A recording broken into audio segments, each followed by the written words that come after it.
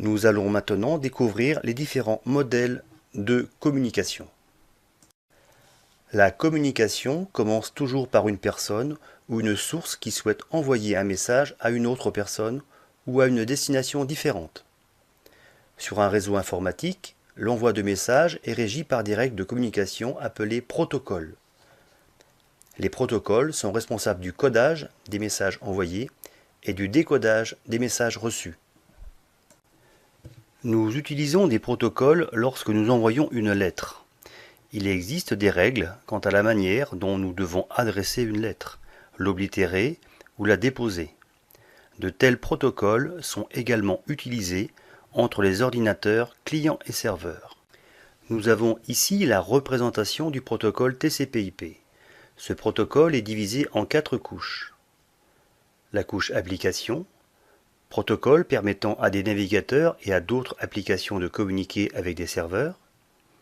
La couche transport, protocole permettant à un message d'accéder à l'application ou au service demandé.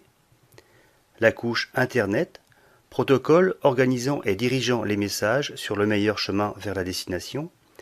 Et enfin la couche accès réseau, protocole connectant un client à un réseau et lui permettant de communiquer sur celui-ci. Nous allons prendre comme exemple l'envoi d'une lettre par les services postaux.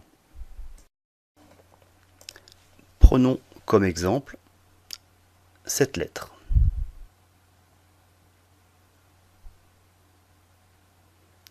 Nous allons répartir toutes ces informations dans une trame. Nous allons mettre ici l'emplacement du destinataire du message, ici l'emplacement de l'expéditeur du message, un indicateur de début de message, un indicateur de destination, le contenu du message, l'identificateur de l'expédition et enfin la fin de trame. Nous allons reprendre maintenant un autre exemple en prenant l'encapsulation d'une trame dans le protocole TCP/IP. La demande est faite auprès du serveur web. Celui-ci va fournir au client la page demandée. Ces données vont être intégrées dans le segment TCP.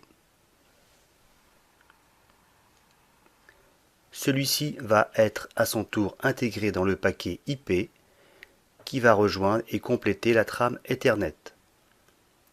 Ensuite, celle-ci partira en ligne jusqu'au client. Nous allons maintenant aborder les adresses. Les adresses MAC. Chaque périphérique du réseau dispose d'une adresse MAC, Media Access Control.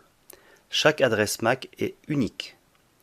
Les adresses MAC utilisent un système de numérotation spécial appelé hexadécimal. Le système hexadécimal utilise des chiffres de 0 à 9 et les lettres de A à F.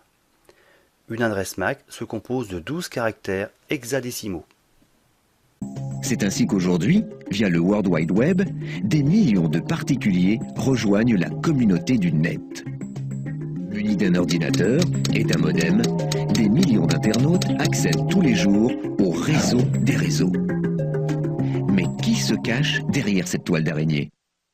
L'internaute accède au réseau par l'entremise d'un ordinateur, d'un modem et d'un logiciel de communication.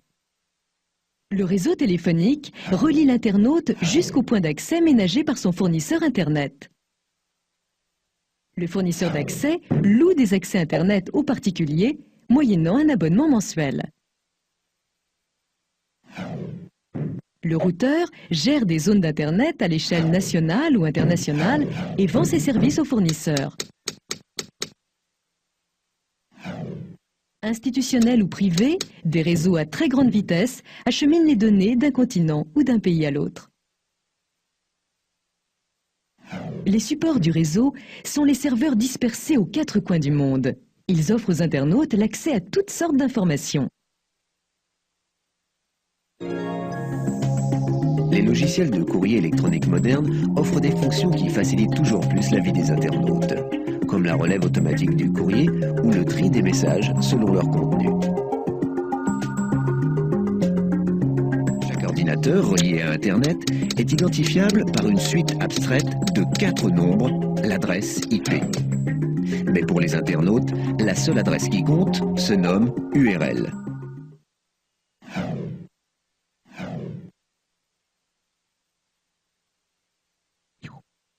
Grâce au protocole IP, tout ordinateur relié à Internet possède ses propres coordonnées. C'est l'adresse IP, une suite abstraite de 4 nombres. Lorsqu'un internaute se connecte à Internet, son fournisseur lui attribue une adresse IP temporaire qu'il gardera le temps de la connexion. L'adresse IP étant trop abstraite, les techniciens du net ont inventé les noms de domaine afin de donner au serveur un nom plus facile à retenir.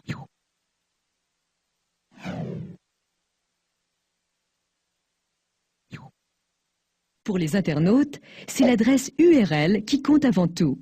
Elle repose sur le nom de domaine et permet aussi bien d'accéder aux ordinateurs qu'aux informations qu'ils hébergent. L'adresse URL d'un serveur Internet comporte plusieurs sections. Le type du serveur, web, FTP, le nom du serveur, nom de domaine, l'emplacement et le nom des fichiers qu'il contient, facultatif.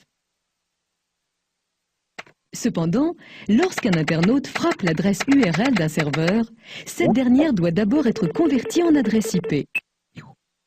Ainsi, lorsqu'il réceptionne une adresse URL, le fournisseur la renvoie immédiatement vers un serveur spécialisé appelé serveur de nom.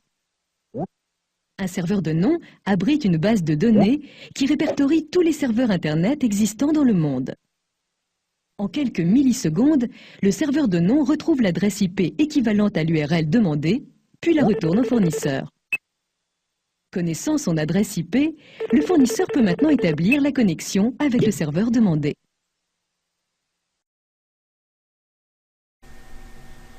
Tous les sites web que vous visitez se situent sur un ordinateur quelque part sur Internet. Chaque site web est donc accessible grâce à l'adresse IP unique de l'ordinateur sur lequel il réside. Pour éviter que vous deviez, en tant que surfeur, retenir toutes les adresses IP de ces sites web, celles-ci sont présentées sous forme de nom de domaine. Par exemple, www.disney.com remplace l'adresse IP 280.128.192.10. La conversion des adresses IP en nom de domaine est assurée par un serveur de nom de domaine ou serveur DNS. Ces serveurs sont mis à disposition par le fournisseur d'accès Internet.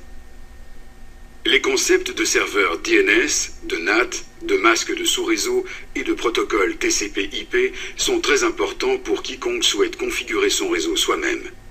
Bonne chance!